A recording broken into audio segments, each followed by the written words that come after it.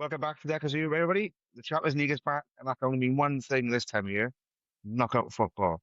The round of 16 first legs have delivered exactly what you'd expect from Europe's biggest competition: drama, atmosphere, tactical battles, and a few moments of pure brilliance, or in some cases, pure capitulation. On this episode, we'll be diving into the stand-up matches from the first legs, who took control of their ties, and who still has a lot of work to do, and which teams might be quietly building momentum towards the quarterfinals. But before we get into the first game, Tim, tell me about your shirt. This is by what shirt is it, mate? It's FC Bayern Munich, mate. FC Bayern Munich. Adidas, mate, or Adidas. I know where we play from. Yeah, it is Dutch football team. Yes, Tim, show me a German, mate. I don't know actually. What is? I'm gonna football. I'm gonna ignore that because otherwise I'm gonna embarrass myself. Bayern Munich, obviously. Sehr schön. Is a very beautiful in German, I think it is. Well done, mate. Thank you, mate. Dankeschön. Dankeschön. Bayern Munich's away shirt from last season. The 24-25 season. Nice little collar on it. I'm pretty sure this is a fake and has been slightly reproduced because they've got it off Vinted. Shout out to them. She sponsor us. And if you could, that'd be awesome. And Scott, because he's going to start buying some shirts off Vinted, such as myself. But yeah, it was nice and cheap. It's got Thomas Müller on the back, but it's with the German style. It's very close to the bottom, obviously, when they do it. Yeah. So it's I'll just be showing my ass on a podcast, which I don't think anybody wants to see right now. So I'm not going to do it. But yeah, I actually really like it. Nice shirt. I bought it for my nephew as well for Christmas. I always buy my nephew's brand of football shirts. I know that you've started doing the same. Or have been doing the same for a while. I bought it for him and he really liked it as well. So shout out to little Leo. Rocking the shirt. It's a lovely colour, to be fair. It is. I really like it, mate. I really like it. And obviously I'm wearing it this week because I was originally going to wear a Liverpool shirt, but as we'll cover, fuck that. So Yeah. And obviously Bayern Munich for me obviously was maybe, who knows, a standout performance from the week. So yeah. And obviously you're wearing a shirt that you've worn on the podcast previously. I am. I thought I'll fit into wear a Real Madrid shirt when Real Madrid shows it is a nice shirt. I do enjoy Real Madrid are like. So. Yeah, nice accents again, Mike. So yeah, as Tim has already alluded to, I don't really own many other football shirts outside of Swansea City ones. So there will be some ones that I wear quite often.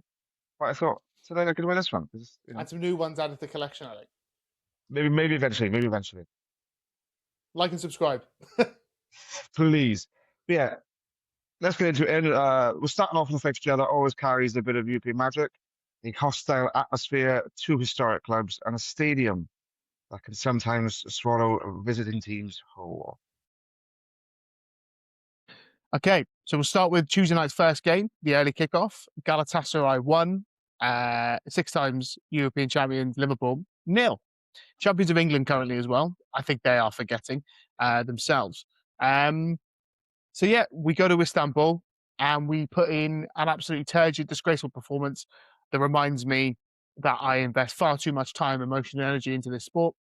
And I think we could probably call it a match review there, but I won't. It was a performance that really just sort of reminded me that this Liverpool team learns nothing, is unable to take lessons on from previous games, is unable to see that if a side is going to sit deep, we do the same thing, passive, slow, and we expect a different outcome. Now listen, Galatasaray, any Galatasaray fans out there, I really hope you enjoyed Tuesday. I genuinely mean that, because it was a legendary night for you, beating Liverpool in last 16 and Champions League knockout is huge. It's not like beating us in the group stage, which you seemingly do in Istanbul quite a lot. It was, it's a knockout game, and it is massive for Galatasaray. And I really hope that they enjoyed that. However, I don't think you're very good as a team. And I feel Liverpool made you look good, because if we'd have pressed, because every time we did press, which wasn't very often, you looked uncomfortable on the ball, and they were poor.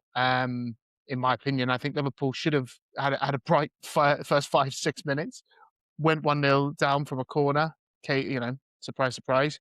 And then Yeah, we didn't do anything. Before I ask you for your thoughts on the game, I think it's obviously important as well to call out and discuss the atmosphere, which is maybe slightly more positive before we go back to the negative. Also, there's going to be an incredibly negative start to the pod, and I do apologise for that. But then we'll get really happy again when we're not talking about the Mighty Reds. So yeah, the atmosphere I thought was interesting. You know, obviously very intense. The tifo before the game for Osimhen's mum was really cool. Um, you know, I love the atmosphere the Turkish fans do generate. You know, it is a lot of whistles, it is a lot of noise. Um, I think it's loud rather than truly like I don't know, spectacular atmosphere. I'm not sure how much that really inspires the players for their team if you just hear whistles for the Yeah. opposition. But I've obviously looked at content from away fans and obviously they found it annoying, so I'm sure the players do. Yeah. But yeah, anyway, what did you think of the game? I think it was one of them games there. I think Liverpool, for me, they controlled the game well because they just didn't have the most important stat, which was the scoreline. And The score, you've already alluded to it. All season, you have struggled massively with teams who play against you with the low block, and there's been absolutely no change from Slot on how you approach those sort of games. no, So I think it's for me.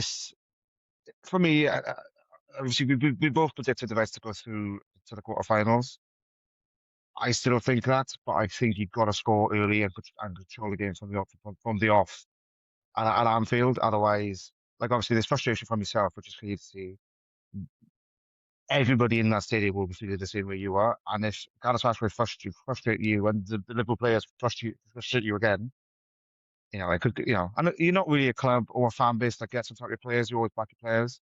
But I think in a certain environment, if it's the same sort of format and you play the exact same ways you played in the first leg, as you have been playing all season, I do think it'll be a long night. Obviously, you've got an easy game on Sunday against Spurs, so that could be a good confidence booster. only if Um, Kinski starts. Only if okay, Kinski okay, starts. So that could help. starts. But I do think some changes need to be had for you to progress to the next round. And I think it's changing style. I think it's Yeah, changing yeah, style rather than changing personnel to a point. I think obviously Verts came back. We had no Allison, but Mabadashvili, to his credit, did make some good saves. What I will say is that I'm going on Wednesday, as I've mentioned, before the game and in the build-up. I will be, having to think about this game a few days after it. I'm not going to lie, I've tried to get back into that zone of where I was incredibly angry and pissed off at the result, which I'm sure has come across. Um, on Wednesday, obviously, I'll believe and everything out there. We'll be in the pubs, we'll be singing songs, etc. However, I do agree. Unlike previous Anfield crowds, given the way this season has gone, given the way that some fans have already completely checked out on the manager back in October, I am losing faith after that performance on Tuesday that he is the man, but we will see. The man's turn it around. Obviously, his achievements should not be downplayed, and that's what really irritates me about some of the stuff with Slot. We'll cover yeah, that at a different time. But if we go 1-0 down early on Tuesday, now normally, I've been there, the Anfield crowd, it wouldn't matter. We'd roar, we'd get behind, we will complete numerous comebacks. I could sit here and name what's your favourite Liverpool comeback, and we can name loads. We can get behind, we can turn it. If we go 1-0 down, I feel like the fans are gonna be angry rather than we go again. And I feel like the anger will be directed at the players and at the manager. And I also feel that the players this season, for various reasons, I think some are quite serious. I think in terms of some sad reasons, I think that they've lost the belief that they can turn it around, and yeah, they don't believe in themselves. So it's not only that. So they might look to the crowd to lift them, and I'm not sure we're going to be there, which is a damning indictment on our crowd this season. Anyway, I do think our crowd has really lost something this year, and I hope we yeah. can get it back. But yeah, to end on a positive, I thought that the kits class, so the Liverpool green and the Galatasaray home, the gold and red, I think it's potentially the best kit Good match clash. Yeah, yeah, of the kit clash of the round. I thought it was beautiful. That Liverpool green kit, which I do have and I will wear when we actually win a game, could be next season. Um, I love that kit so much. It's such a shame that the kit is not as good as the team that is wearing it this yeah. season. And we've spoke about the Galatasaray kit before. Do you agree that maybe it was the best kit clash of the round? Yes, I think it was very. What's the right way to put it? Like obviously, it's easy to separate. Obviously, it's the two color tones work well together. So it was They very did, yeah. visually, it was very nice. And then from a Galatasaray perspective, just to end it off, do you think a 1-goal lead is enough for them going to Anfield? It's too difficult to call for me. I think it's too difficult. I would say it's not enough. I would say even if they get through, it's not enough. Do you understand? As in, so they haven't done enough to sit back and rest on 1-0. No, they won't. They won't rest. But for me, they could just They could set up the exact same way they did in the first leg and see if it works again. If it doesn't work again, then they go. Obviously, they've proven already in this competition that they're a very good counter-attacking team. So Mm, if they can absorb some of the pressure and break the counter, they'll do that. For me, I think this if you look at the next leg is solely on the heads of I start on the Liverpool players. I think yeah.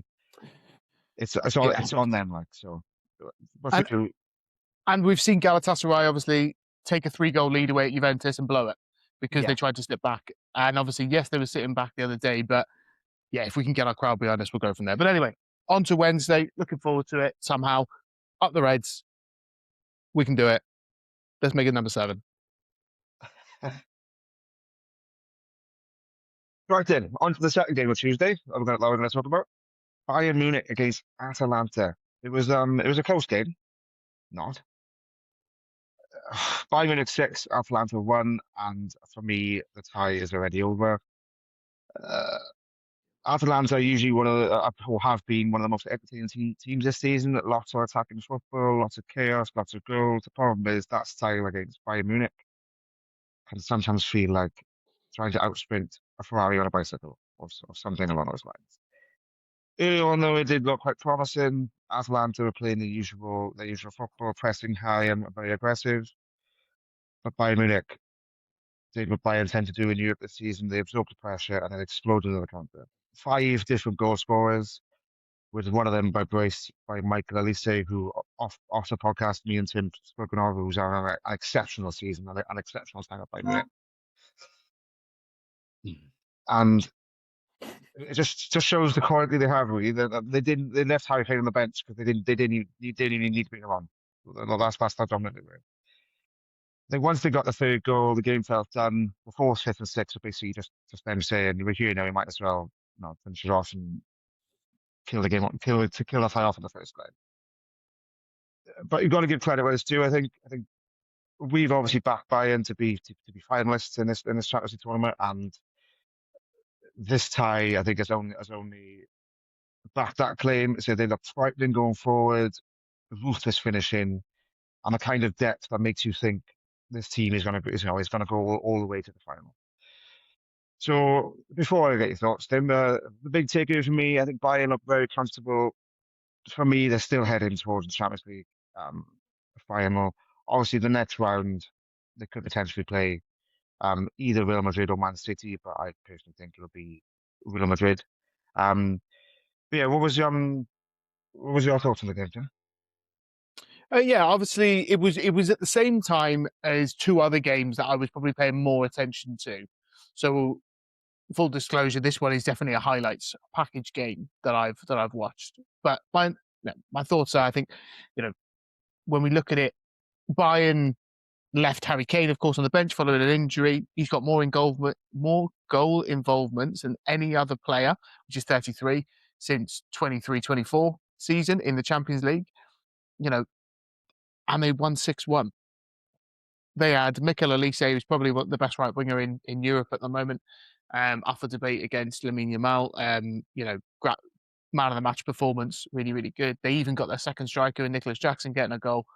They've got Gnabry contributing in a different type role, maybe he's used to. They didn't even need any Luis Diaz, real brilliance for today. They had Musiala coming off the bench and grabbing a goal, which is great to see him coming back a top player that could play a massive role in the rest of Bayern's season if it ends up as a historic season as they chase number 7. So I think Bayern to go up against Atalanta obviously, who deserve huge credit for their performance against Dortmund. I think to go to Bergamo and the Bayern boys battered the Bernabéu boys. Like, you know, they absolutely Bayern munched them. So, you know, I like that. That's good, that is.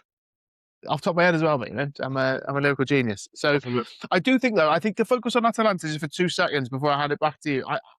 I think they'll be really disappointed. They haven't won a game, I believe, since the Bayern game in the league. I think they won a cup game. Sorry, since the Dortmund game, sorry. And I think they'd be really disappointed as a team that's still got some really good players, some really good young players that I like the keeper, and then some really experienced players like Martin de Roon, and Zappa Costa. I think that I would be really disappointed if I was an Atalanta fan because, yes, you can lose to Bayern, but 6-1, I feel like it was Yeah. when they've just beaten Dortmund, who are, I'm pretty sure, second in the Bundesliga as well. So they beat the team that's second 4-2, and then they lose against the team that's first 6-1. I think that is a big shame. Do you think though last night coming into the game, you can probably split this 2 ways, to like come into the game a bit too brave or a bit too naive? I think they were naive, and I think Bayern obviously showed their quality. Yeah. For me, do you think Bayern are the most dangerous team left in the competition? They're one of 3 at the minute, I think. And all of these 3 teams are on the same side of the draw. For me personally. Um, if I were to rank those 3 right now, I think in how dangerous their attacks could be, I think Bayern would be top, followed by Madrid and then PSG. Um, but yeah, I think they've got exceptional depth to have this gap of a win without the star striker. I just think It's really interesting you put Madrid second because we were backing them to go out last week. we were, but as we discuss soon, that I don't think they're the second most dangerous team, is what I would. I think um, Barcelona are more dangerous than. I mean, I think what they showed against City Which in we'll that cover game, in it in a bit, but exceptional. I don't think. I think you have to look at it. I think that's like saying Liverpool are the most dangerous team because Liverpool can beat Real Madrid or Liverpool. Like I think. It's how they play on it. I I think. Okay, Yeah, I think Bayern. I think Bayern are the most dangerous team left. Whether they win it or not, obviously, because of the side of the draw, but I think Bayern have the most about them in terms of attacking quality, chances that they create, yeah, quality, in different positions and high quality, not yeah, rotation options like you could argue Arsenal have, yeah. you know, where you've got, a 6-goal Saka against a 2-goal Madueke. You've got, Mikel It's scary Elise, quality in it. Gnabry, Musiala, Luis Diaz, even Nicholas Jackson as a backup striker. He'd start for most teams, you know, in this competition, obviously barring probably the favourite 6 or the bigger. Yeah, I just thought it was a really interesting game. And I'm looking forward to the second leg in which nothing will happen, and I'll probably only watch the highlights again because It's done. I can't see Atalanta coming back. But yeah, on to the next one. St James's Park under the lights. Newcastle against Barcelona. Newcastle won. FC Barcelona won. A great game. I think I really, really enjoyed this game. And I really, really enjoyed it at 0-0. I was in a pub owned by Gareth Bale actually, in Cardiff, watching this after watching the Liverpool disgrace. And even when it was 0-0, I was really, really enjoying this game. The atmosphere pre-game, I thought it was interesting. I thought it was good, obviously from a Newcastle perspective. When I say the only part I thought was interesting was, did you see the man on the mic doing like a almost? I don't know. I kind of know what to compare it to. Do you remember Kev Johns at Wembley doing a big speech? This is our day. Yeah. So similar to that, but a Newcastle fan in the stands before obviously a last 16 first leg. And you know what? It was good and I did enjoy it. Is it something I'd like if it was I thought to myself, would I like that? I would no chance would I like that at Anfield. No chance. But it was cool from the perspective, and yeah, it was good to see them. They felt at home. I'm not going to lie. They felt like they belonged there, and that, I think that's a really important step for Newcastle. pre-game. Obviously, Gordon was ill before the game as well, so he didn't start. I did spend the entire first half because I was in the pub and I just jumped from one game to another, not realizing that Gordon had been ill, and that's why he wasn't started. So I was like, "Why is Eddie Howe not started Andy Gordon?" Like Yeah. I couldn't get my head around it, and then obviously I realized later on that it was because he'd been ill. Marcus Rashford, was on the bench for Barcelona. He has a competition high 8 goal involvements. As well, whilst with Barca, comparing to his time at Man United. And he's quite a good record at St James's Park going into this, with 6 goal contributions in 7 visits. So it was interesting that they benched him, but I thought St James's Park was rocking. I thought that the Newcastle fans love a retro shirt. Was another take I wrote down pre-game. So many retro shirts going on. Big respect for that. How are the lads? And the Barca kit was far too bright. Yeah. It felt like the cameras and the lights didn't like it at all. It just felt like the picture was fuzzy. I felt like I was watching it in 2004. Like it was just it was a bit mental. But the game itself, I thought Newcastle showed so much. I thought they were really, really good. I thought they were taking the game to Barcelona. Lewis Hall was so good against Lamine Yamal.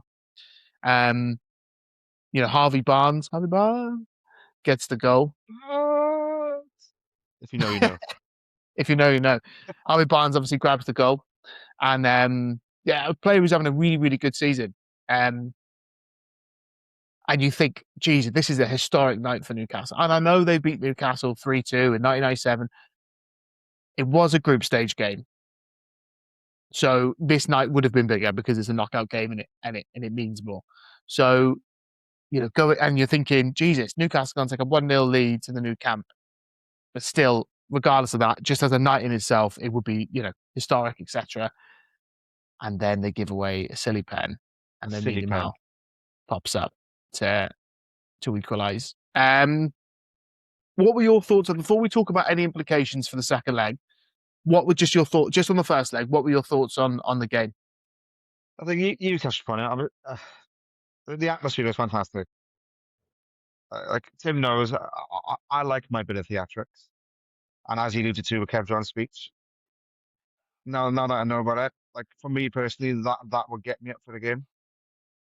But I think that's kind of from a point of view where things like Tuesday night aren't common for that club. So they are.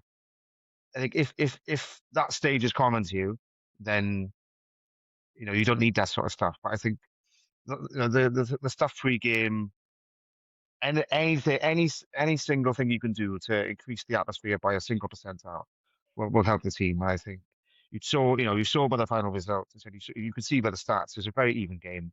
Um, so yeah, I think it's tightly poised into the next round. Um, I'm fairly confident we're both going to predict who goes through from here. But I think if with Anthony Gordon coming back into the fold now for the second leg, will he be the difference maker? You're not sure. He's shown his quality against Karabakh, but showing it against Barcelona is a different kind of fish. Yeah. Yeah. So I think it's going to, like you said, it's going to be a good time. Obviously, we've alluded to in the previous game having very good depth. They've got good depth, but it's more rotational depth, as obviously Tim mentioned with Bayern Munich. I think they're gonna need the full squad to get anything from this game in the second leg. Yeah, and I think that for the 12th team in the Premier League, they did a fantastic job. They did so well. Lewis Hall, man of the match as well. There's been a lot of talk about from an England perspective, who's going to start left back for him. It's not even a conversation. He's just been injured. Like it's not a conversation. He's England's best left back. He's really good. He's a really good footballer. I think he's really. I think, the fact he deals with the duels, he gets forward really well.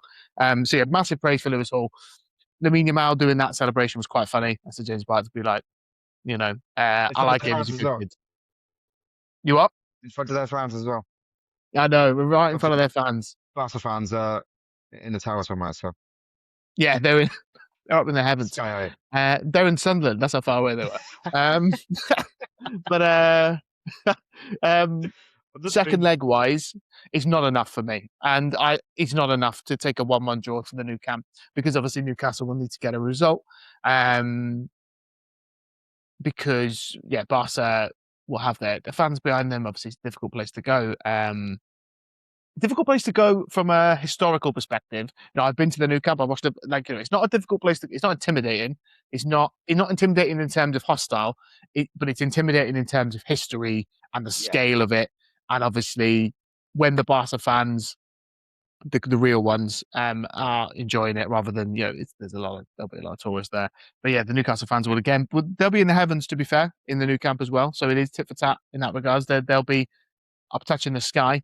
And so, it's going to be a great second leg. I'm really looking forward to it. It's on just before the 8 o'clock games next week as well. On the Wednesday, it's the early kickoff, I believe, which means I'll be able to watch that most of it before I actually go into the ground, which I'm actually really going to enjoy. But yeah, massive shout out to Newcastle. It is a really good result. They beat Man United and then draw. Grab a draw with Barca the following week. 2 results at St James's Park. It's really impressive for them. And now after Madrid, 7 goals, end-to-end football, and Spurs defence at times looked like they'd won a competition to play centre back. Atletico 5, Spurs 2. Before we get into the overall theme of this game, to be fair to Spurs, they did have some moments going forward and managed to score twice, which away in Europe, isn't terrible. But the problem is, though, conceding 5 tends to undo that good work pretty quickly. I think we can't talk about this game without talking about, obviously, the moment at the start of the game, and that is Kinski. Why did Tudor change the goalkeeper going into this game? I do not know. I think there's a stat released probably in the first half saying that Vicario was one of the better performing Champions League goalkeepers this season. I actually I hadn't clarified that, but that's what everybody's saying. But to give a young goalkeeper his debut in the Champions League Spurs in the round of 16 against a fiery Atletico Madrid team and crowd, I think was suicidal by Tudor. And obviously, if you're watching this podcast, you already know what's happened.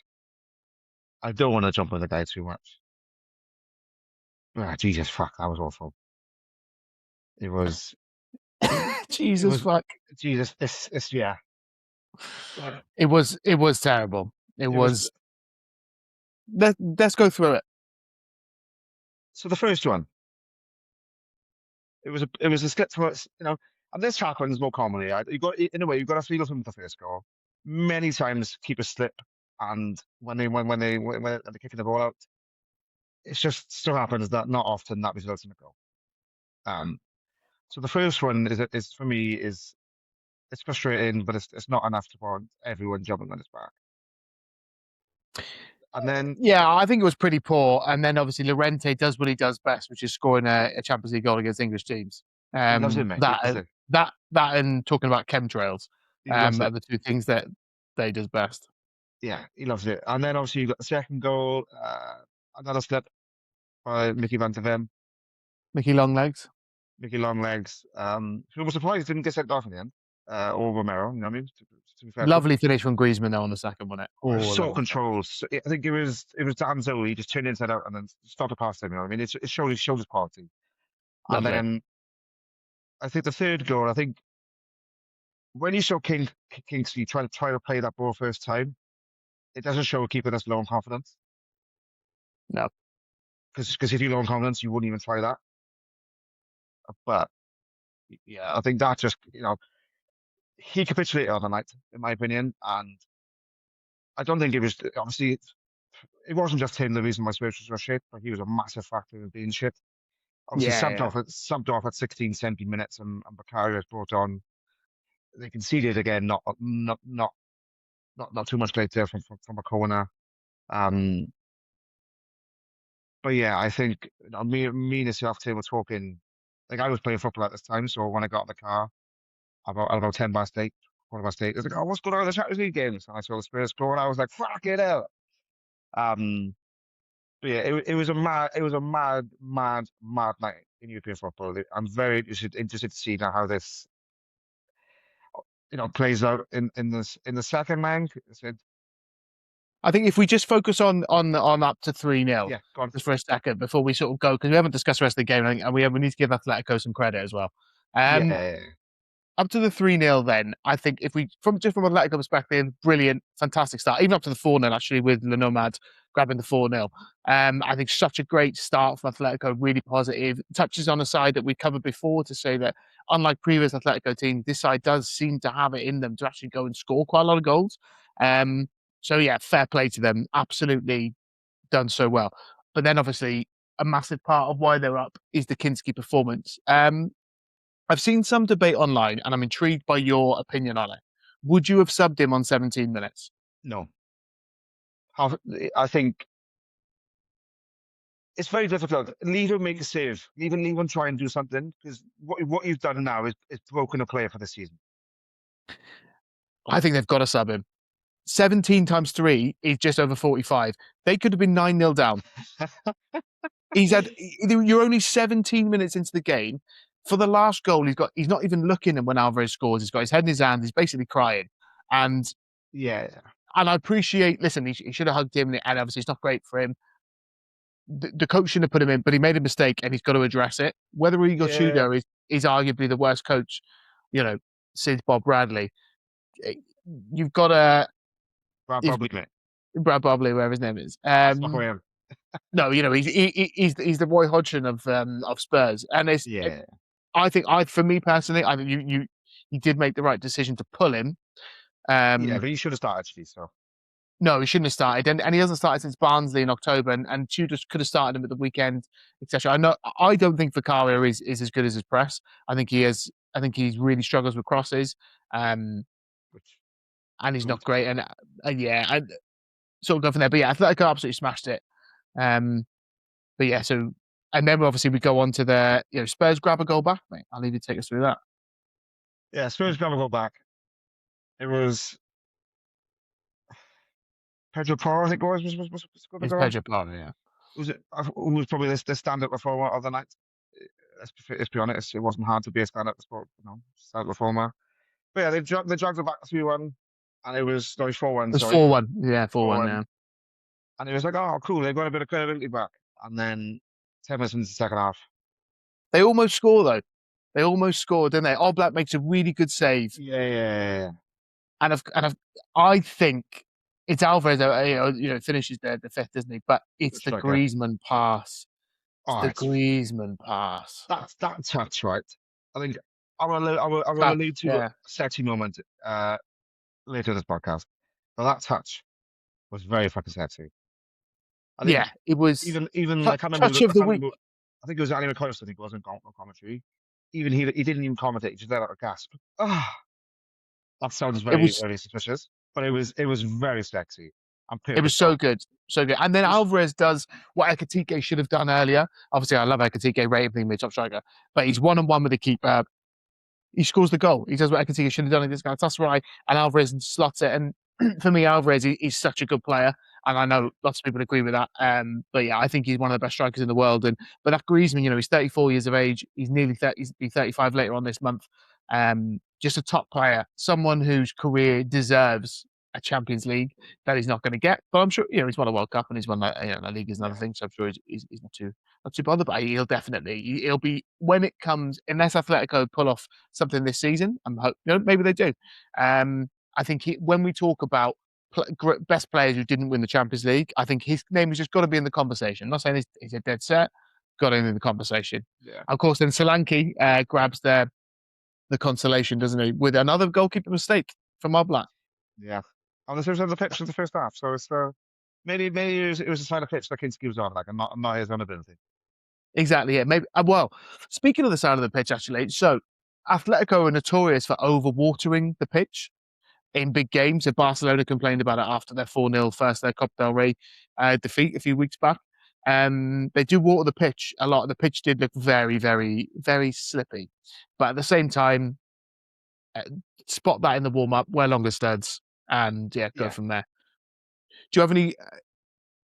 there was one stat that I actually noticed pre-game. Atletico under Simeone have never lost, never, a Champions League knockout match at home.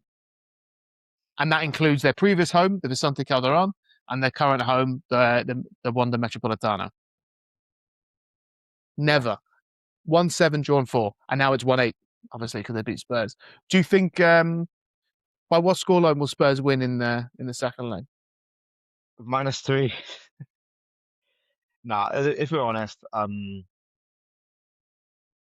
we've obviously Is it thrown done? Spurs. It's done. Yeah, we've obviously thrown Spurs a lot of shade in this podcast in the last couple of episodes. For me personally, I think, and this is, maybe it's the mentality side of it, whatever you want to call it, but I think Spurs should tackle out of this right now and focus on the league because they are in very serious fucking danger of being relegated to the Championship. Yeah, and I also credit to all the Spurs fans that went. Credit to the Spurs fans that are going to continue Yeah, going. got, Like as a hopefully fan, I do. reimbursed. We'll put that way.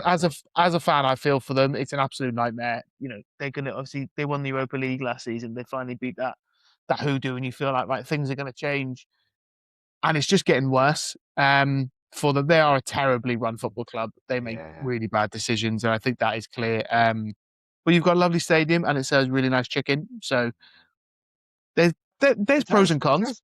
and good beer, It's a really obviously, good and club. good beer.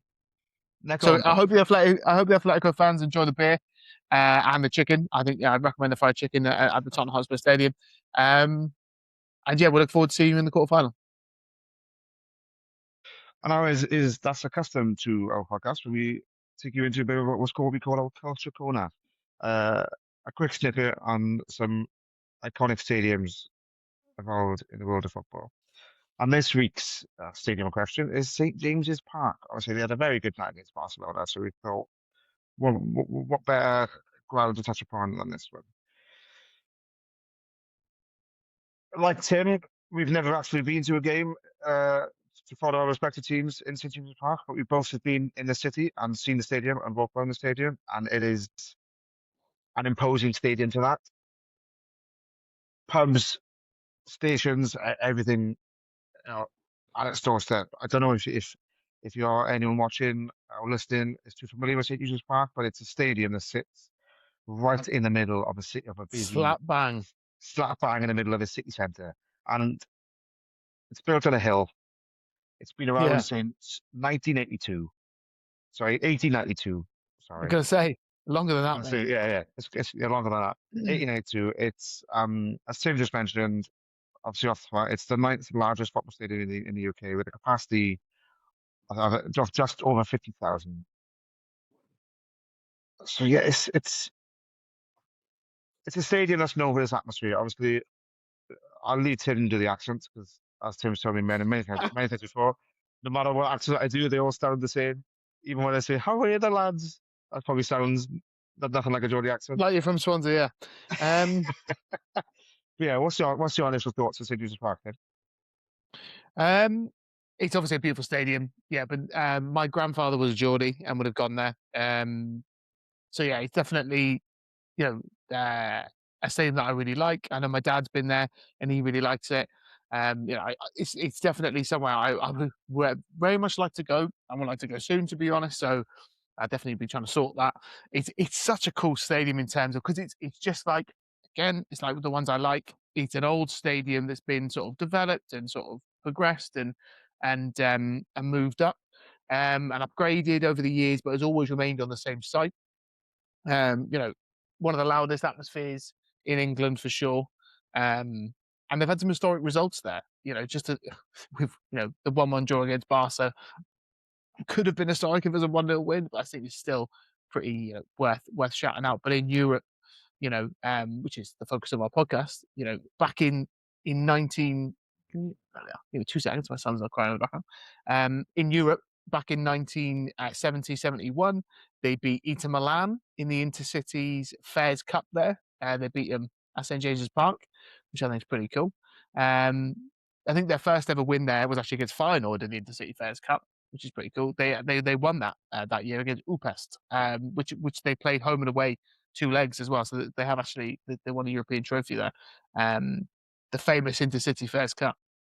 In terms of more recent historic results, of course, there's the Barcelona 3-2 group stage game back in 97-98 with Asprilla scored a hat-trick.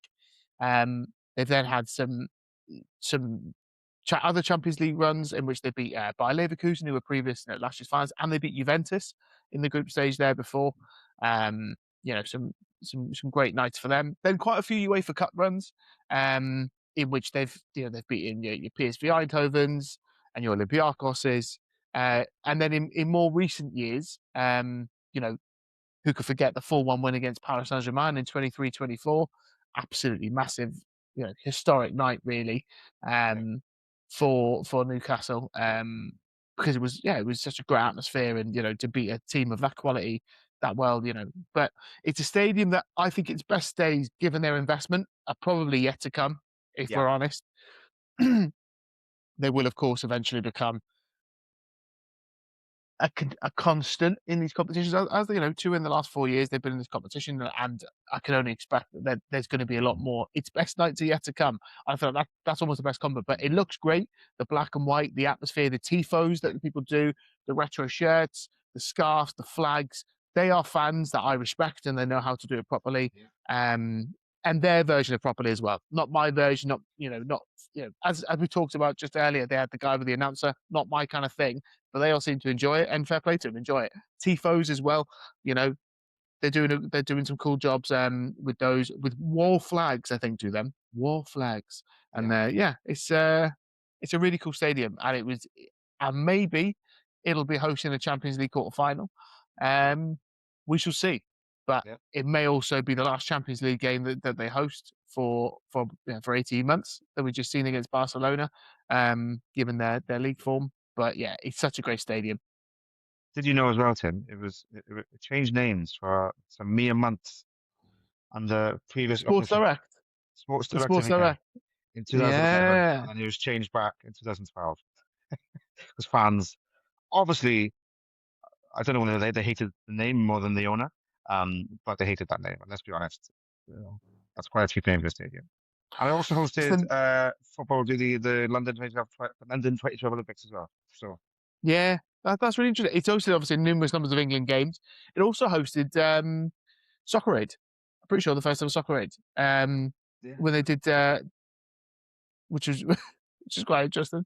And then it's the 9th biggest football stadium in England, which is pretty cool. But it's a really cool stadium. We absolutely lots of respect for it. We've touched upon the atmosphere you get there. Where would you rank it among other atmospheres in British football? Obviously, you've got Anfield, which is British everyone sees as the pinnacle of atmosphere in British football. Whether it's up there. But where would you rank it? You've got Anfield, you've got Celtic Park. Ask Barcelona, Manchester City, any team that's ever come to Anfield if it's a myth, lad.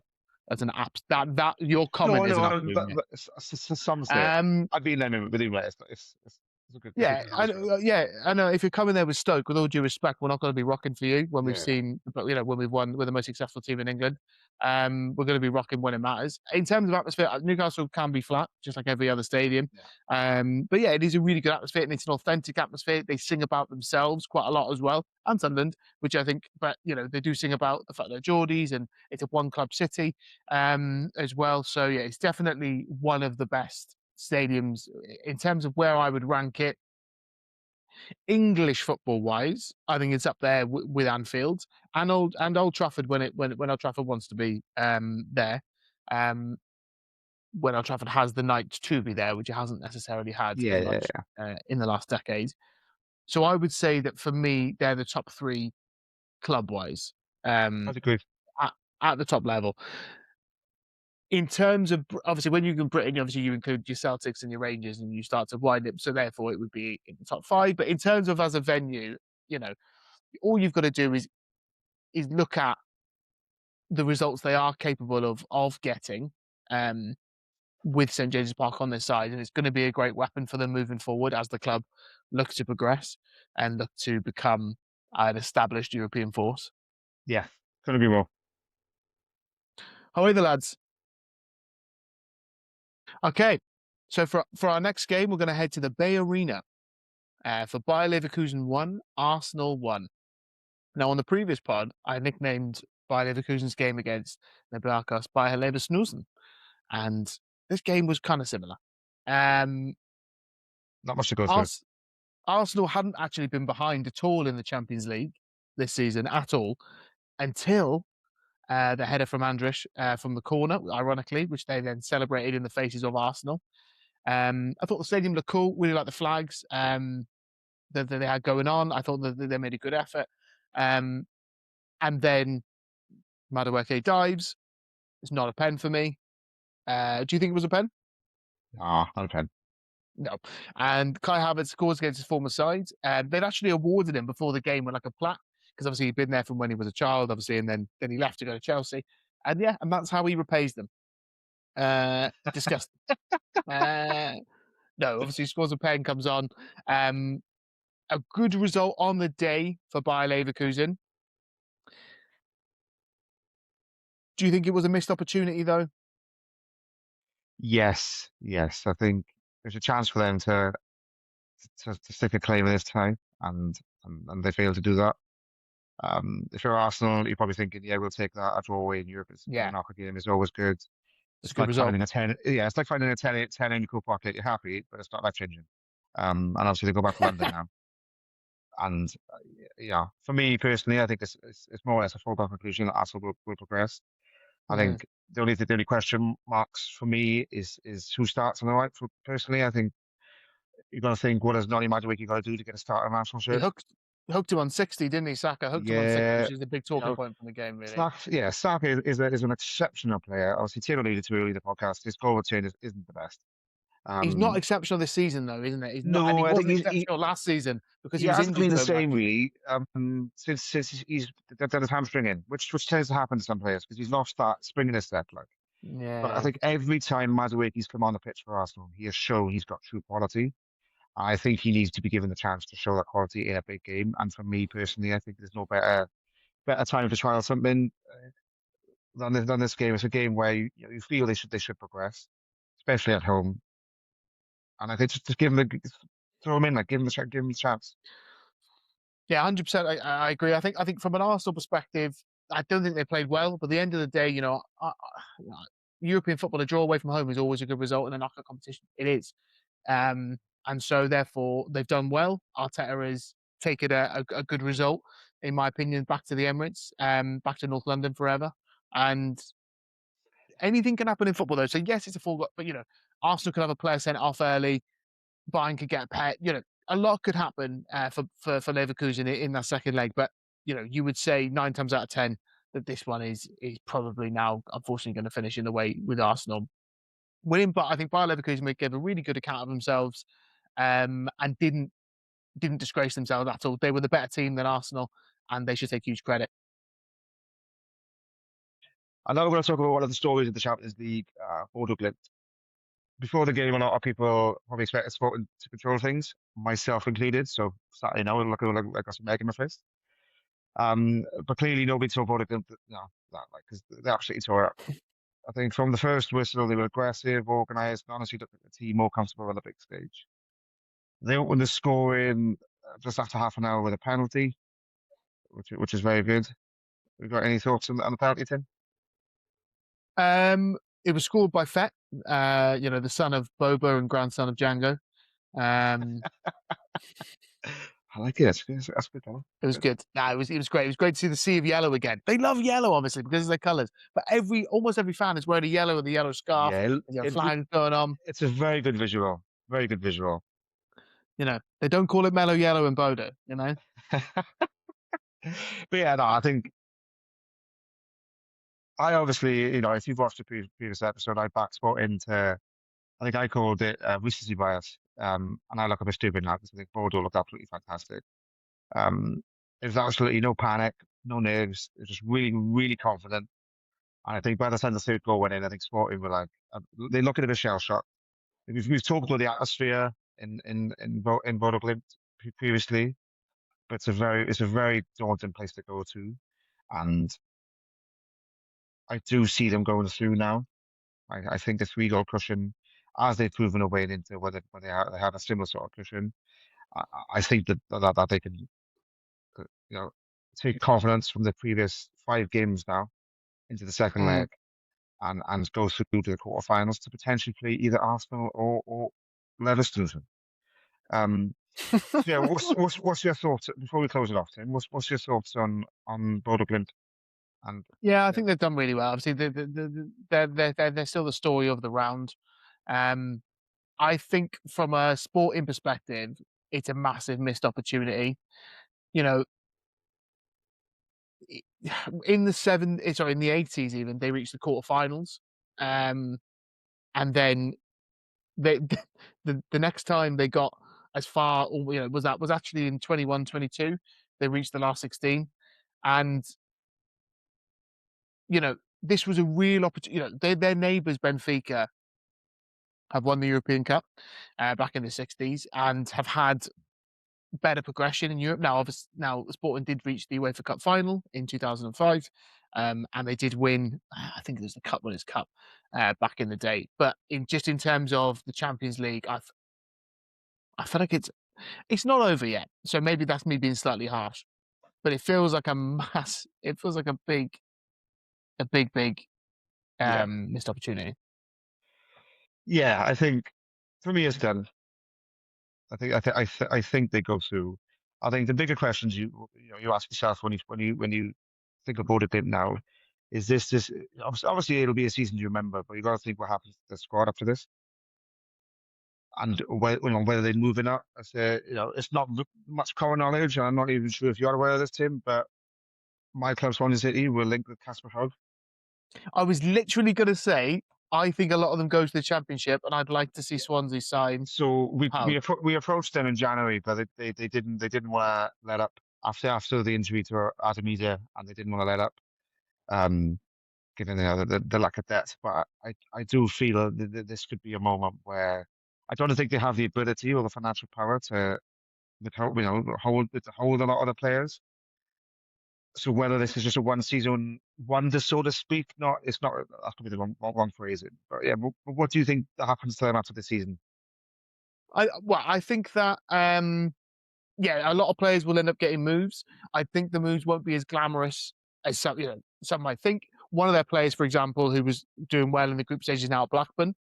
Um, Yeah, Haug has previously been at AC Milan and then Frankfurt and didn't do very well, so he made his way back to Norway. So he's the type of player that I think there'll be a lot of either championship type moves or you know potentially maybe a couple of lower, newly promoted sides. If we're yeah, thinking English football, in terms of wider football, there could be some really exciting moves to maybe Italy or maybe some German teams, potentially some Spanish teams in there for some of these players. You'd love to see maybe even an Ajax, a Feyenoord, a PSV, Leon picking up maybe some of these guys. I do think that a lot of the good to play at the Hague, for example, I think will get another opportunity yeah. at the top level. Bloomberg, I thought did really well. I think he'll get another opportunity. I think he will get a opportunity. Sorry, at the level. And I want to see Boba Sanjay, Fett going somewhere good. Same joke, twice in a pod. Do you think they're through? Do I think they're through? I don't think we should ever really, with the Champions League, it's so unpredictable and so much happens. We should ever be too certain, as we have been with some of these. So I think there is a chance the Sporting can go through. I think they are 70% through. They've got 1 foot in the quarterfinals, Yeah, yeah. but anything can happen in football. Anything can happen, and so they'll have to. But I would not be wanting to go to Norway if I was them, if I was an opponent. So for our penultimate stop, we're heading to Paris for PSG 5, Chelsea 2. The Parc des Princes, as always, was absolutely rocking. PSG rocked up in their 100th kit of the season. Um, It is their fifth kit, I think, based on a night or something. Listen, I love football kits, as you can tell, by me wearing a different one every single time we do a pod. But 5 is taking the piss. And as we touched on before, PSG is a bit of a fashion brand. Let's just calm down a little bit. There's no need to be wearing a non-home kit at home in the Champions League. Chelsea, obviously, then also in an away kit. Um, that actually took a shine off it for me. It shouldn't. It's semantics, but it did. But the atmosphere was brilliant. The the game started, it felt really end to end. You had the French front three, so they benched Kvaratskhelia and they'd gone for Barcola, Desiree Doué, and Dembele, the French front three. I need to think of the Trois, the lethal Trois, the Parisian Trois, the Parisian three. And yeah, I thought it was brilliant. But the finishes were unreal in this game. Before we actually, I'll share this now. Chelsea outperformed PSG on XG. The XG for PSG was 0.9. They scored 5 goals. Yeah. The quality of their finishes is unreal. I do think XG maybe then potentially becomes slightly outdated since it first come in, and that players now know they need a higher quality finish, so therefore it makes it more likely. But Barcola with a lovely goal to open it. Gusto, the former Lyon man for Chelsea, equalises for them. Ballon d'Or, as Rio Ferdinand would say, scores to make it 2-1 with a fucking brilliant goal. I absolutely love that goal from Dembele. It's the type of goal I just fucking love. Shifts, he's throwing his man left, right, and then bins it top bins. And then Chelsea, though, I do think deserved to be at 2-2 on 74 minutes. Of course, Enzo with another big goal. Does seem to score a lot of big goals for Chelsea. Definitely a massively key player for them. Brings it to 2-2. So 74 minutes is 2-2. You're thinking this is a really good result for Chelsea. And then a goalkeeper makes a mistake. Not for the first time in this last 16 first leg. Jorgensen passes. But Vitinha, he doesn't just stroke it into an empty net. No. He decides to flick it up and do a cheeky little lob. What a player. What a goal. So calm. Ah, mate. And then Kvaratskhelia, in my opinion, potentially the best left winger in the world, Yeah. scores a curling beauty to make it 4-2 before the Georgia Maradona gets a consolation when Chelsea sort of chasing the game to make it 5-2. What did you think of the game? I think it had a bit of everything in it. I think It had kids. It had kids. It had atmosphere. it had sexy goals. I think it had a bit of, like you just said, I think Chelsea at 2-2 were thinking this is a fantastic result away from home. Let's take this back now let's be sensible, take it back to Stamford Bridge and try and see what we can do. But I think Chelsea have been very good under Rosenau. I think they've only lost to Arsenal this season. Under who? Liam Rosenau. Rosenio. Rosenau was saying the same thing. But I think the capitulation in the second half, obviously prior to or around when the Vitinha got that goal, I think PSG were very proactive in the game. They made 4 substitutions to either side of the goal to try and control the game. And I think it showed the quality of the type of depth they can bring on compared to Chelsea. But yeah, no, it was a very exciting game. Some very, very, very beautiful goals. I think it could be worth towards the end of the episode actually to discuss what was the most beautiful goal, sorry, Of of the of round. the, of the round, because there were some absolute fucking beauties in Yeah, there. we'll add that in. That did in. Just got to work out this bit. Next. Yeah. But no, I think obviously we had the Stamford Bridge now. We've obviously done a special on this. No. Sorry. I thought we were about to change the game, and I was like, I was shit to say. Fucking hell. Yeah, obviously we ignored him there. Yeah, we head back to Stamford Bridge now. We've already done a special on this because obviously it's a game that's heavily featured in Champions Yeah, League loads. with some controversial moments and some quality moments. So it'll be an interesting game there. What's your thoughts going to the second leg, Tim? Or if you've got any closer thoughts before we get there? Well, I don't think Pedro Neto will be at the second leg, will he? What is it with Chelsea and Ball Boys? I wonder whether this French side's going to launch a vodka company. I mean, give us Um, beers, you can share us. yeah, it'll be what's AU in French? Oh, uh, Oh, but yeah, no, I think PSG is second leg. You've got to fancy PSG. Yes, I think Chelsea are a good team. I think you've got to fancy PSG going their second leg. Do you think now? Obviously, we were saying that both teams are quite inconsistent, in my opinion, and I think that Chelsea is still inconsistent even under Rosinha, and they've had some favourable fixtures, and when they've come up against some tougher opponents, they have lost, but other than Villa, or they've not won. In terms of PSG, do you think this is the game that they've arrived in this year's Champions League, just like last year when they arrived in the last 16? It's Do you difficult to think they're here say. to stay, or do you It's think the diff- legs are still going to catch up with them? the legs will still catch up to them. You've seen, we've touched upon it before. They have been a bit erratic this season, and not like the PSG of last season. Um, Well, but they were erratic last year, as we touched on as well. yeah, but I don't think they get the space and time to shine as well. They will, they're obviously, they're quality players, so they will get that in spats, like. But I don't think they'll get as much as they did get against Monaco or Chelsea, against the likes of Liverpool, or if they progress in semi-final against the likes of What do Real you mean if? Madrid or Bayern Munich. So I was um, watching that game, mate. I was watching that game. I was just like, do, do you want to progress to in this PSG? of course I do. I want us to have revenge. I want us to knock them Yeah, out. yeah. I want us to win, But given where we are at the moment, I definitely was watching that going, oh, they're going to tear us apart. But take solace from it. They will not play with a low block, so you might do all right. Yeah, and that's the other thing. We do well against actual when we try and play football. But Yeah. yeah, I think it was a really good game. Really looking forward to the second leg. Yeah, allez les bleus. An hour after Madrid again. Uh, if you said before the game Madrid would walk away, or sorry, Madrid would beat City by 3 goals, a lot of people might have laughed. Because I think in reality, I think we both predicted this to be not really a cagey affair, but a much closer affair than it would have showed. I think on the night, a 3-0 defeat for Man City was kind to Man City. It was, yeah. Because I thought this was the night for me that Madrid reminded everybody that this is their competition. Yeah. And fuck me, there was some sexy goals as well. It was a And great game, wasn't it? it was a very good game. I think it was a scoreline, and actually, let's take the score out of it for a second. It was a performance that I did not expect Hmm. from both teams. Um, Man City really didn't offer much. Obviously, I know you had opinions on Doku, Tim, and this is probably the first game that I could echo them.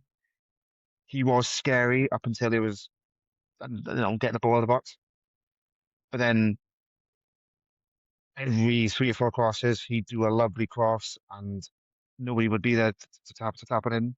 Um, but I think we'd be remiss if we didn't discuss a certain player during this game. A certain I agree. player. I think Trent Alexander-Arnold was really, really good. He still, to be fair to him, He it was was really like good. he He was was really really good. good. He did get it was he did get turned inside out a few times, but then there was other times where he had 3 players around him, and he passed the ball out of his own box as Yeah. far as a cucumber. I think But no, against the Man City team, who he's obviously got history with, I think this was a game. This was a very good game for Trent. But obviously, the person I was going to mention um, was Federico Valverde. I think there was a stat released after it. I think he matched his goal tally in one game than he did prior to 78 games, I think, or 73 games. I in the think it was Champions League, yeah. in the Champions League. But what a fucking performance! I think I think What a performance, yeah. I've probably sworn more in this episode than I have in the other ones combined. But I think it's just when you talk about this before. I think you, Captain Fantastic, Captain Federico, whatever you want to say, he was absolutely influential, and we've obviously touched upon it, in the earlier in the episode. But some of the quality of finishing, on display in this game was exceptional. Before we get into the goals in question, in particular, Tim, any highlights for any key moments for yourself in this game? No, obviously I'm keen to talk about the Valverde performance. Really, I think when there's what I will say is no Mbappe, no Bellingham, no Rodrigo, no problem. Like Yeah, Valverde is one of those players. He put the team on his back with with the armband on there. He's like the ultimate version of James Milner. He can play everywhere, yeah, and and he does do the job what's asked. But he led by example, and he was brilliant. He was absolutely brilliant. yeah. There were Champions League debuts for Guehi and Semenyo for Man City. not they've both been really, really good for Man City. He did start Kusanov. I felt O'Reilly wasn't great. No Phil Foden again. For them, his career is looking interesting at the Yeah, moment. I think it's a definite crossroads. But no, let's go through what we're here to talk about. Let's go through the goals. yeah. The first one, hello strike, very good, very good. Great pass for Courtois as well. Now the all-time leading Champions League I assister was as well. just about to that, yeah. But I think he's got more stats this season, and it was Mbappe and Bellingham, I think it was, or Yeah, in the Champions League, which is it's crazy. a lovely first touch as well to go. I The think there's first two touch great just, touches in this. yeah, just completely took him away from the defender, and I think then he was two and O'Reilly, goal, yeah.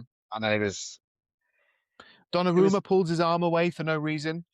I was just very interesting for me, and I think it's a good insight that they should have in big games. But they had, I think it was Joe Hart on commentary, and they Yeah, pulled him in to ask him that, and his thoughts on why he did that was he was rushing out so quick to try and stop him with his feet, and that's all he had in his mind, that he might have thought he was outside the box. Obviously, looking back, he was like a yard inside the box. Because yeah. And if he as knew that, and he yeah, wouldn't say it, I think, because Donnarumma was an exceptional goalkeeper. he is. Yeah, I think Joe Hart there also though he's showing a bit. Joe Hart rushed too much. Joe Hart didn't Yeah, think, yeah, yeah. and I think he's maybe projecting. Obviously, that's what Donnarumma did, but I think that's maybe a case as to why Donnarumma is not one of the best of all time or whatever. And he Yeah. was obviously there were two keepers in this, Yeah. and one of them plays the assists for the first goal, and the other one pulls his arm away for absolutely no reason. And I think that sort of says who is the best keeper right Yeah. now in 2026. You could see by his instant reaction when, because obviously he stood up before Valverde scored the goal anyway, and you could see he was so frustrated with himself. You know, Yeah, but yeah, the second goal. What's your thoughts on the second goal? I think Vinny does really well running at the Yeah. City players. He does exactly what I want from a winger, what I'm crying out for with my own team. And he's running and he gambles in terms of, well, he Yeah. doesn't gamble loads, but he gambles with the ball. It comes off a defender, Good deflection. but Yeah. then, and it's just a lovely left foot Yeah. finish from Valverde. Um, and yeah, and then moving on to the third goal, the hat Thi- trick. This one for me was just my kind of goal. I thought it was absolutely fucking Tres epic. goals. Today's goals. It was an exceptional bit of build up plays. Not only the finish, but I think to cap it off, toe poking the goal, the bowl, toe poking at the ball over Mark Gahey, which might please some Liverpool fans, and then I mean, smashing home a beautiful volley it's just sexy, like. but you've got to say, with the flick is sensational of Mark Yeah, Gay. He doesn't flick that ball over Virgil van Dijk, and it's not because of ability, it's because Van Dijk's 6'4" and Mark Gay's 5'11", and he flicks it over, and that's when you play a miniature man and centre half, when you play someone who's vertically challenged if in he's the 5'11", position, I'm in the show. What am I, mate? you know, 6 foot, mate. When we, when you play someone of his stature there, that's can be a problem. And Valverde plays him phenomenally, sucks Oh, him towards the ball. All the other players obviously are being drawn and dragged away by the other player in the attacking move. Mate, what a goal. Just what a minute, flicks it over him, yeah. smashes it in. The ball doesn't touch the ground, obviously, from the flick as well. I think it pans obviously to one stadium to see some of the fans, and even then with some shock. And you know it's a good goal when opposition players are also a bit like fuck, because Yeah. I think footballers recognize footballers as much as they don't want to lose. There's some of those players there where in all that performance, and it was an exceptional hat trick. Obviously, they control the tie now heading into the next round. Um, what do you think happens at the empty heaven?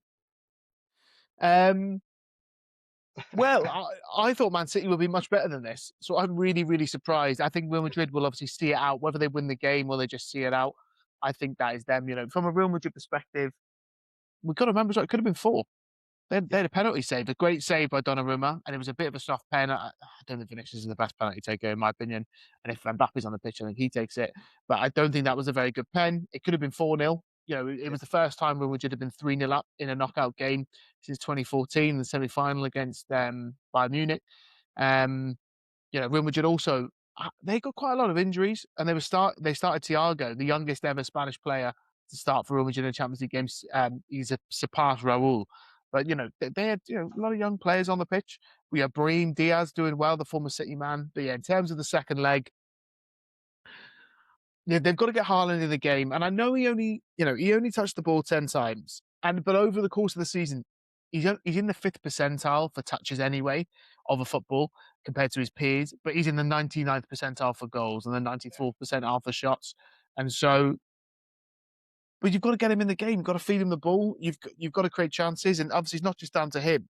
We touched on Doc. I think Doku is a really exciting player to watch, but I wouldn't want him anywhere near my football club.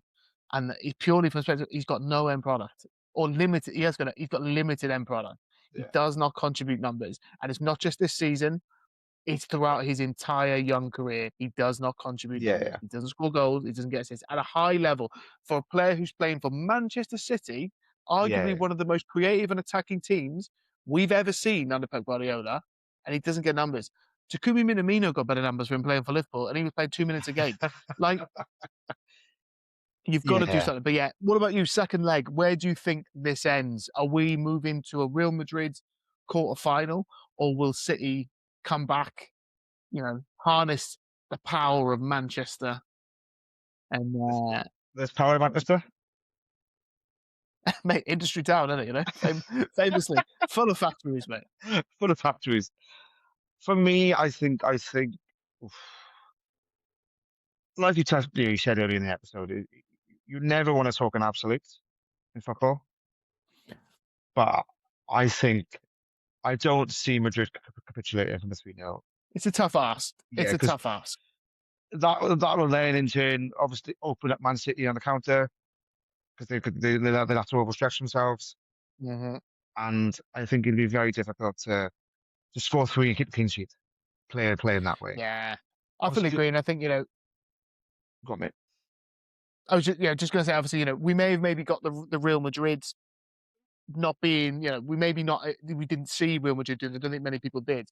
But what we did get right in the last pod, in my opinion, what I said is this is the worst Manchester City team I've seen under Guardiola since after their first season, obviously, when he just come in. And I've seen them all. I've seen them all in person, and I appreciated them through gritted teeth. And in terms of this is the worst. And I think when we talked about the title race as well, and I said Arsenal will win, and the reason is because I just do not think the City team is good enough. And I think this proved Yeah, that they were so poor. They didn't create anything really. yeah. It was nowhere near enough that they were creative. So yeah, I back Madrid to go through. I think City will probably potentially edge and win it on the night. We'll see. Yeah. But yeah, Mbappe could be back as well for Madrid. And yeah, Welcome welcome back to the Champions League, Real Madrid. I'm sure you're going to go on and win it again. We could be set for a Madrid Bayern Munich quarterfinal now. That's a great game. That would be a really great exceptional game. Vincent Kompany against Arvo Arbeloa. You've got to give Arbeloa's credit for the last game. I was about to say, fair play to him. Yeah. Early on, obviously, in his managerial career, he's just beating Pep Guardiola's Manchester City 3-0. Yeah. But yeah, Hala Madrid. Obviously, I enjoyed them beating City. I'm not going to pretend I didn't. So yeah, Hala Madrid. Let's go do another La Decima, whatever 16 is in Spanish. And now we're going to do some quick picks, some quick thoughts on the previous round, something we've introduced obviously the last few episodes. Dig out our favorite bits of the round. So Tim, performance of the round. Who have you got? Kinski. Seriously. Real Madrid. Arvo Arbeloa. Yeah, I'll give it to Arvo Arbeloa. And actually, no, I'm not. I'm giving it to Valverde. I have to agree. I think as a team, for me, it was Madrid or Bordeaux, but as a player, it's got to be Valverde. And as a manager, it's Arbeloa. Yeah. What about your shock of the round? Shock of the round. Kinski? Oh God! Shock of the round. I'm gonna keep saying it, and then we can cut it, and then I'll have it. Shock of the round. Shock of the round. So my shock of the round is Sporting Lisbon's Interesting. just lack of attempt to seize their opportunity in front of them. I know Bodo's a really hard place to go. I know they're winning every game they've ever played in the Champions League this year, but I I didn't expect Sporting to roll over like that. You? I think mine would be Bayern Munich's massive lead against Atalanta. Yeah, that's I fair. I thought they'd win, but not by that much. No. No. Secondly, one of your favorite things to talk about in atmosphere. What was your atmosphere around? Atmosphere of the round. I'm going to give it to St James's Park. I'm going to give it to the Newcastle Yeah, fans. I'd agree. I think obviously Istanbul has obviously got very good atmosphere, but it's nice to actually have songs and chants rather than whistles and noise. So Yeah. yeah, and then obviously we touched upon it earlier in the episode. Goal of the round team. I've already got mine. You might know where it is. What's your I'll go with must-have? different. I'll go with different one purely because I generally love him. Cravascala Fortu against Chelsea. There, the curler. I absolutely loved it. Brilliant.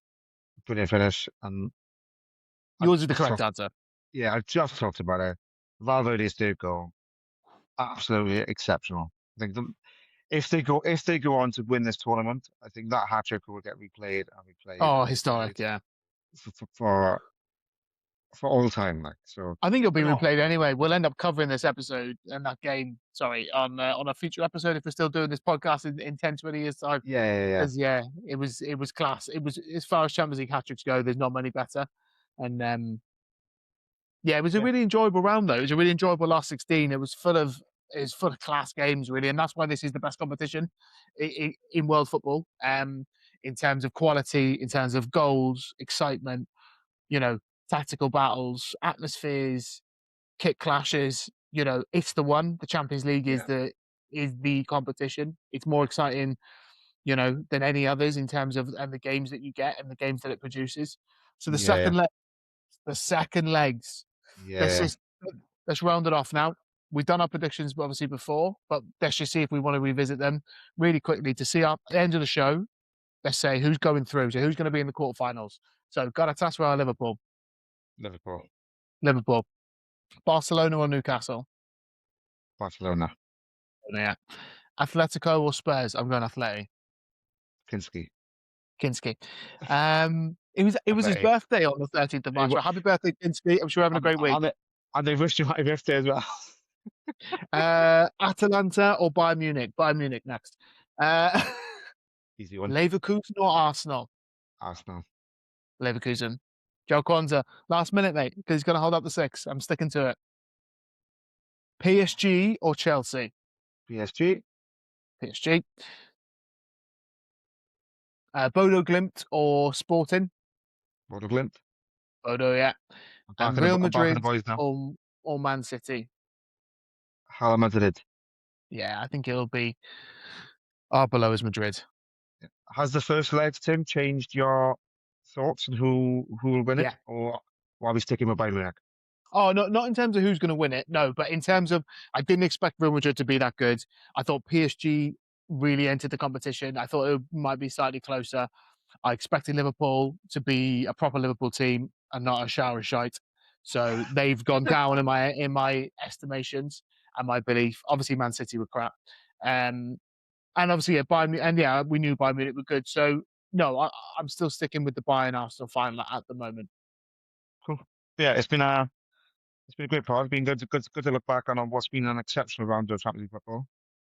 Hopefully, the next round will brings the same sort of excitement. And hopefully Liverpool in the next round, and I'm in a phenomenal mood following Wednesday night. Otherwise, this pod is going to be very dark, very dour, very It's serious. lighting and mood.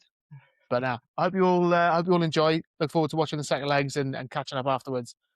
All the best.